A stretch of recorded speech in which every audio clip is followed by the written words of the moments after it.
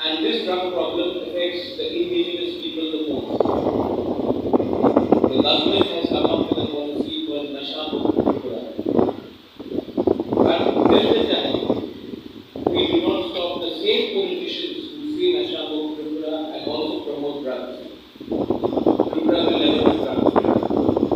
We are a border state and our borders are porous.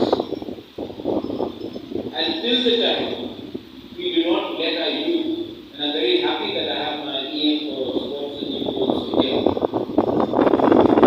Till the time our youth don't realize that if you want the Tripura to survive, you have to reject drugs. If you want our future generation to be stronger than the present one, our mind has to be clear, our heart has to be larger than life. And a vision for a new Tripura has to be without drugs. Drugs have destroyed many societies and continues to destroy our society as well. People who pray, people who understand the devastation of drugs, have to realize one thing.